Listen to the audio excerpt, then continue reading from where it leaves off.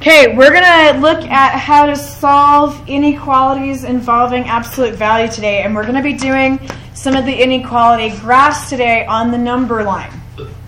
Okay, so to start with, we're going to look at just some very simple ones that don't have any numbers so that you guys can get what you're supposed to do. So it says absolute value of x is less than k. We set this up just like we did the equations. You're going to branch out and turn this into two inequalities instead of one and take the absolute value off. So the first one, you just take off the absolute value. X is less than k. Okay, on the second one, leave a little bit of space there. You're going to have x is greater than negative k. So in the second one, we do change it to negative, and when we do that, this symbol flips. What? Yeah. Oh, because you changed it to a because negative. we've changed it to a negative. Now, if you have an absolute value with a less than, then this becomes a compound inequality that has and. So I'm going to squeeze the word and in here. Can we do an and symbol? You could do an and symbol. I don't care. If it has a greater than symbol, it'll be or. So on this one, we're going to do x is greater than k, or so it's the same, x is less than negative k. It's just the same thing, both or and. With or, yep. And then it'll change the graph. If you remember, the ands and the ors have different graphs. X is bigger, it's or. And if X is Right, and I have a mnemonic device for you. Are you ready? We're going to sound like we're from the south. Okay? So this is what we're going to do. Less than greater. So if it's less than, it's an and. If it's greater than, it's or. Less than greater. You just sound like you're like from the south. Less than greater. Okay? If you can remember that, then you'll remember which ones are and which ones are or, because the graphs are going to be different. Okay? Now, there's a big table over here that's filled in on all kinds of things about no solutions and all real numbers and just which ones have and or. The main thing I want you to get out of this is if it's less than or equal to, you're going to use and.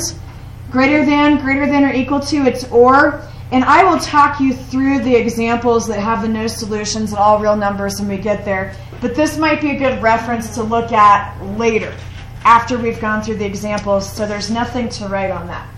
Okay, so we're going to start off with just simple ones where there's not a whole lot of solving. Okay, so on the first one we have the absolute value of x is less than 5. So we start by just taking off the absolute value. X is less than 5. If this is less than, we're going to put an and. Okay? And then we're going to make this x is greater than negative 5. So that is the solution. We didn't actually have to do a lot of solving, but those are the solutions.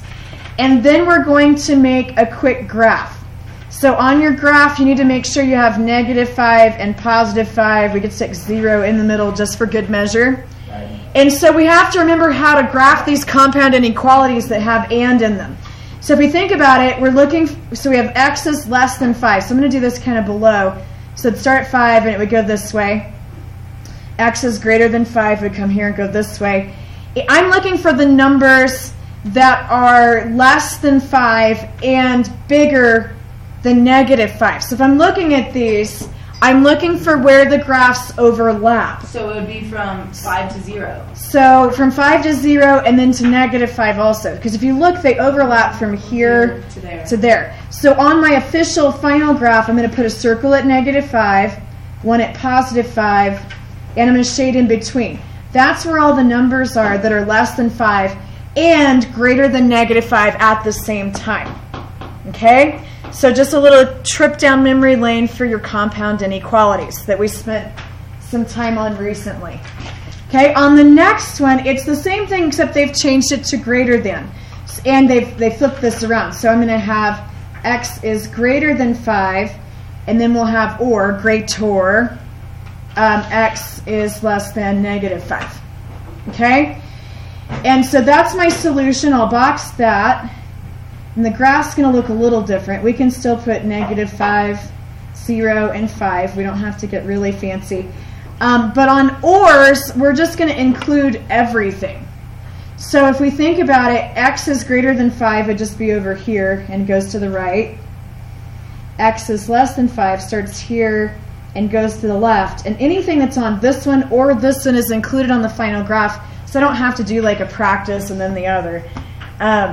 It just works out. Okay?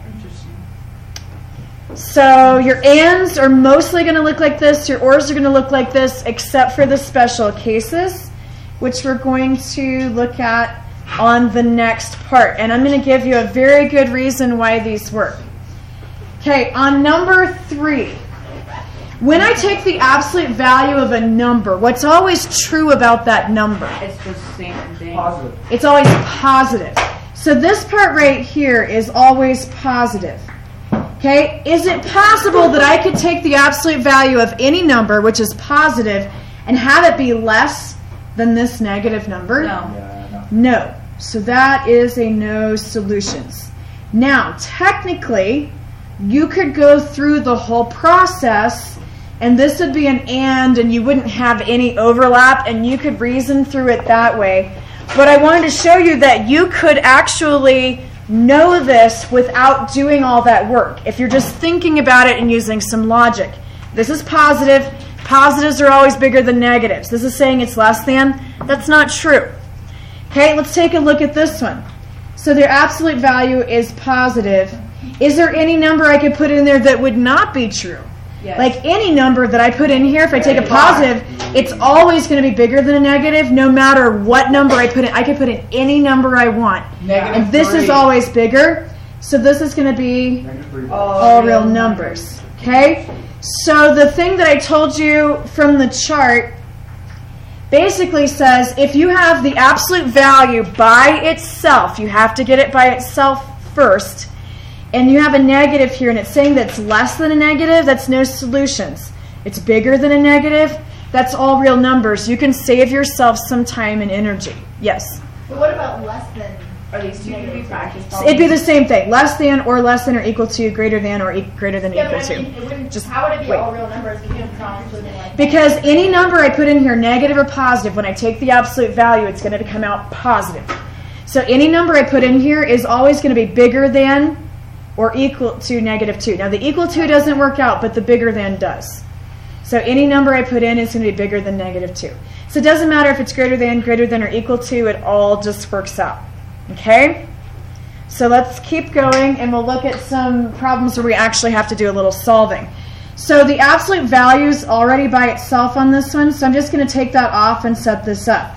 I have x minus 5 is less than 3, less than, so I know I have to put an and. And then I'm going to have x minus 5 is greater than -3. Just like the equations, except the less than symbol has to flip when you change this to -3. And then we solve it. So I'm going to add 5 to both of these. So we get x is less than 8.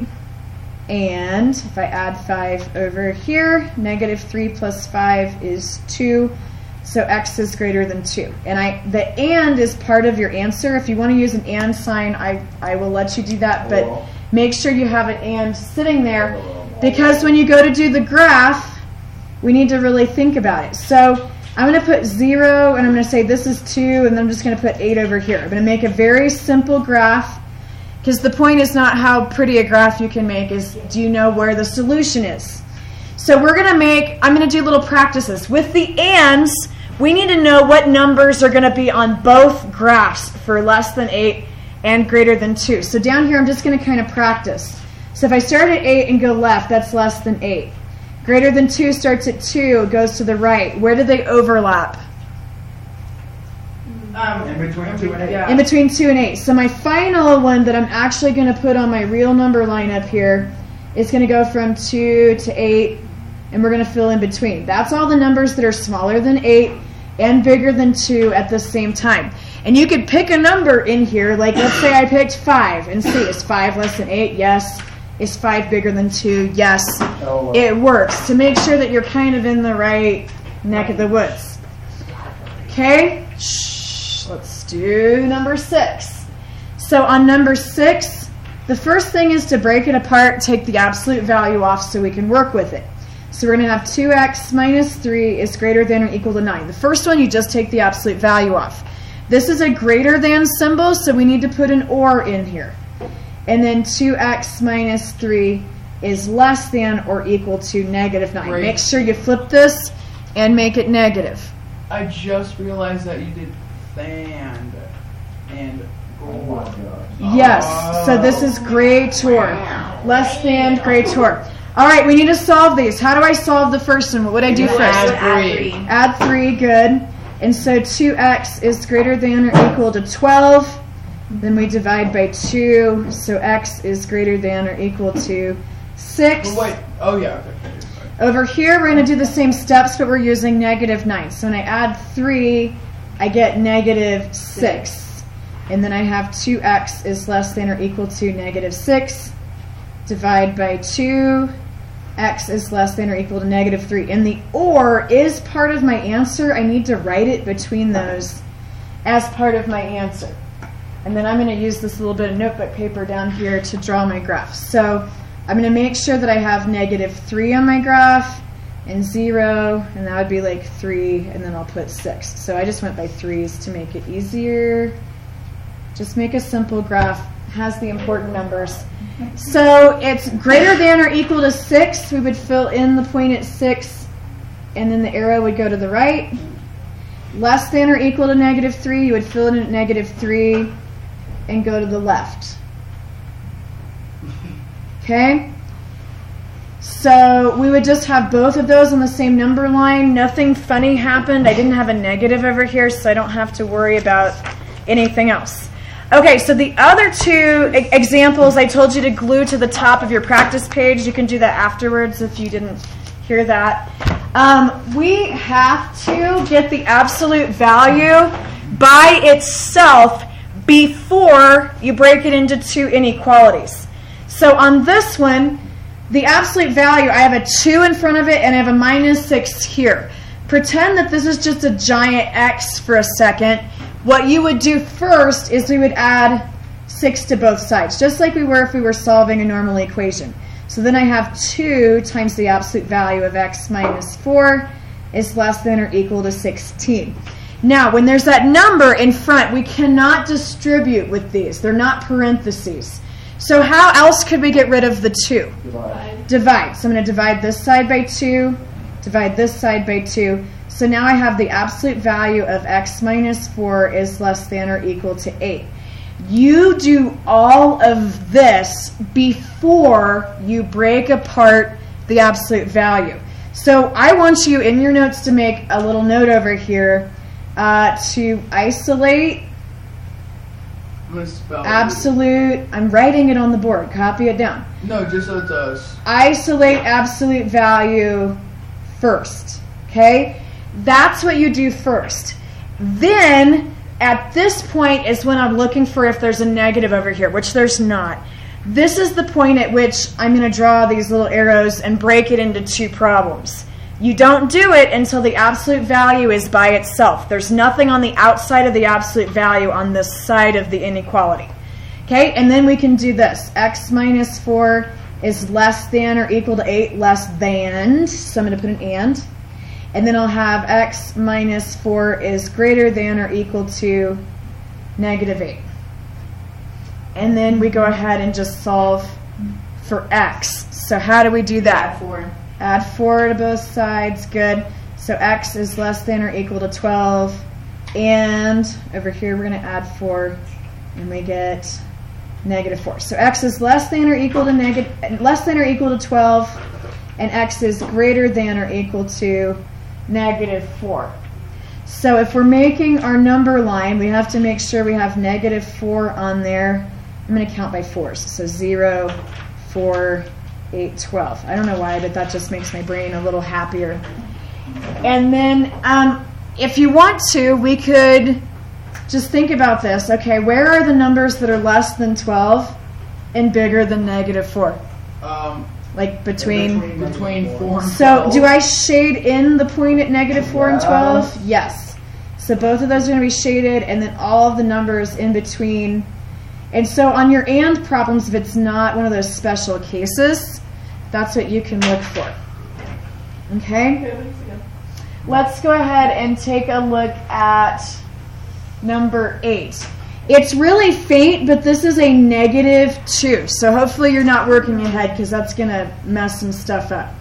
Okay, so you have to get the absolute value by itself. There's a -2 stuck in front of it. How do I get rid of the -2? You would have to add. Divide by It's multiplied, so you want to divide.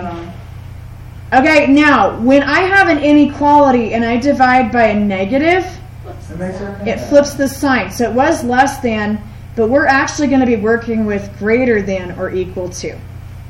Now, I have a negative over here when I got the absolute value by itself. So it doesn't work, but we need to figure out if it's all real numbers or if it is no solution. No solution. So remember that this over here, the absolute value is always positive. This over here is negative. So does it make sense that I have a greater than sign here? The positive is bigger than the negative. Yes. So any number that I put in here is going to, no matter what it is, this is going to be bigger than that. It's always going to be true. All real. So we're looking at all real numbers. Okay?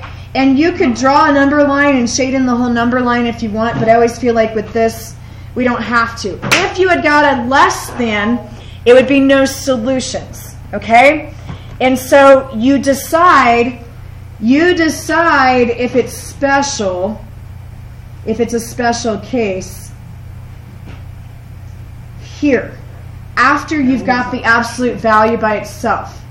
You decide if it's and or when you have the absolute value by itself. You have to have the absolute value by itself first.